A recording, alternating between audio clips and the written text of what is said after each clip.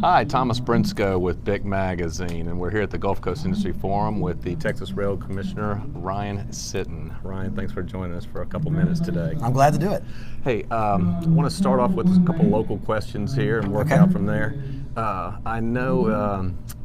want to talk about infrastructure. Okay. Locally with the Houston Ship Channel, we've got some dredging issues going on that it always seems like every year it's always a challenge for us. And Sure. I understand it's the federal government's purview, but what can the state do to really help push the federal government to help with our infrastructure problem on the ship channel? It's a great question, and I will tell you, there is infrastructure not just in the ship channel, but roads, water access, basic schools. Infrastructure in a growing economy is the challenge, and that's the role today of public office, the role of government.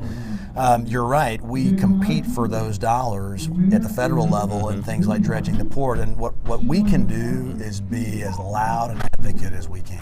And what we really need is, when I mentioned this just talking on stage a minute ago, Republicans and Democrats advocating together. Look, the people of this state, the people of this country, they want affordable, reliable energy, affordable, reliable commodities. We produce that when you give us the right infrastructure. So help us do this, and the people of this country are going to be happy. That's what they want, and this role is your role to play. Yeah. Moving away from Houston, you look at the whole state, what do you think the biggest challenges for energy infrastructure are with the state of Texas right now? Right now it's pipelines. There is a lot of talk about this, that in the Permian Basin we have ramped up our oil production. Of course, private business I'm talking about has increased its oil, its natural gas production, and there isn't enough pipelines to move that product around.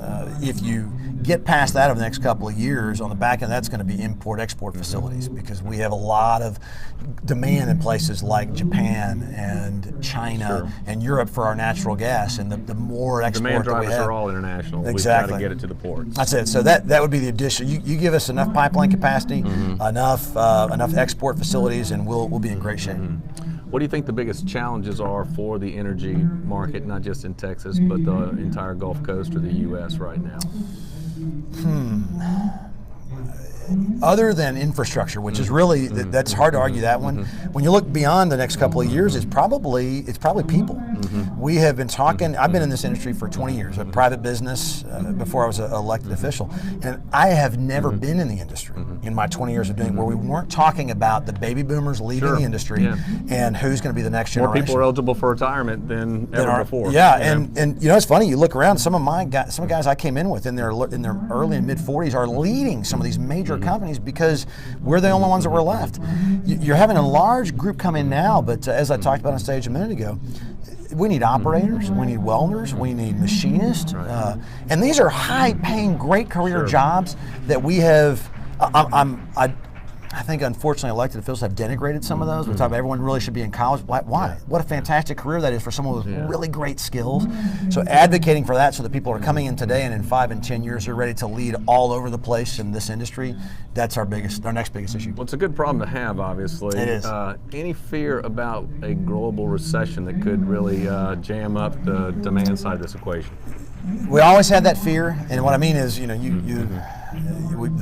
globe moves in cycles. In fact, it's roughly every 10 years you have a recession. The last one was big. The couple before that were medium-sized. As I mentioned a minute ago, some people are predicting a big one in 2020, 2021.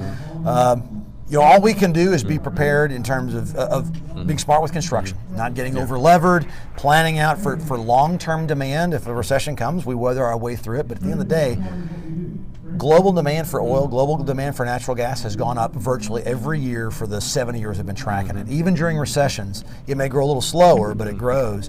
If we overproduce, overexpand, we'll feel the pain more in those years. But if we're well positioned, we'll weather the storm and come out on the back end, we'll be okay.